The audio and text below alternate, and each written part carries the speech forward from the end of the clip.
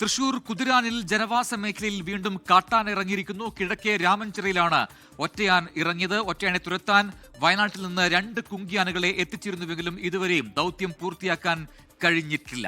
സൂരജ് സജി തൃശൂരിൽ ചേരുന്ന കൂടുതൽ വിവരങ്ങളുമായി. സൂരജ്, ആ മേഖലയിലെ ഈ കാട്ടാന ശല്യവും ഭീതിയും അത് ഒഴിയുന്നില്ല. അതിന്റെ ഏറ്റവും ഒടുവിലത്തെ ഉദാഹരണമാണ് ഇപ്പോൾ നമ്മൾ ദൃശ്യങ്ങളിൽ കാണുന്നത്. ഒരു ഒറ്റയാനാണ് ഇപ്പോൾ ആ മേഖലയിൽ ഇറങ്ങിയിരിക്കുന്നത്. എന്താണ് അവിടുത്തെ സാഹചര്യം?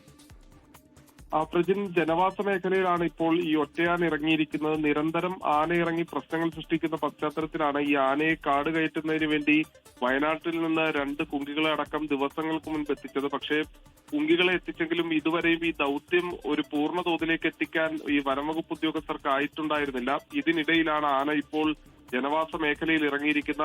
ആന ഇപ്പോഴും ഈ ജനവാസ മേഖലയിൽ തന്നെ നിലയുറപ്പിച്ചിരിക്കുന്നു. കിഴക്കേ രാമൻചിറയിലാണ് ആന നിലയുറപ്പിച്ചിരിക്കുന്നത്. പക്ഷെ വനംവകുപ്പിന്റെ ഉദ്യോഗസ്ഥരാകട്ടെ ആരും തന്നെ ഈ മേഖലയിലേക്ക് എത്തിയിട്ടില്ല. നാട്ടുകാർ തന്നെയാണ് ഇപ്പോൾ ഈ ആനയെ തുരത്തുന്നതിന് വേണ്ടി നടപടി സ്വീകരിക്കുന്ന. ദൃശ്യങ്ങളിൽ വ്യക്തമാണ് വലിയ രീതിയിൽ നാട്ടുകാർ ബഹളമുണ്ടാക്കിയിട്ടും ആന പിന്തിരിയുന്നില്ല. ടോർച്ചിന്റെ വെട്ടമൊക്കെ അടിച്ച് ഈ ആനയെ അവിടെ നിന്ന് മാറ്റാനുള്ള ഒരു ശ്രമം നാട്ടുകാർ നടത്തുന്നുണ്ട്. പക്ഷെ ആന പിന്തിരിയുന്നില്ല.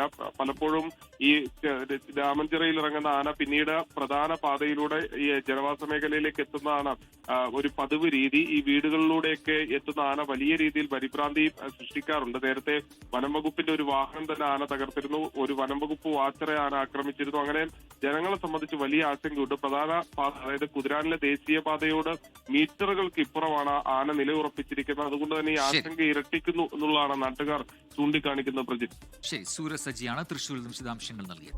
ലോകത്തെവിടെയായാലും ഏത് സമയത്തും 24 വാർത്തകളും ഓഗ്മെന്റഡ് റിയാലിറ്റി പാക്കേജുകളും എക്സ്പ്ലെയിനറുകളും വിശദമായി കാണാൻ ഞങ്ങളുടെ യൂട്യൂബ് ചാനൽ നിങ്ങൾക്ക് സബ്സ്ക്രൈബ് ചെയ്യാം.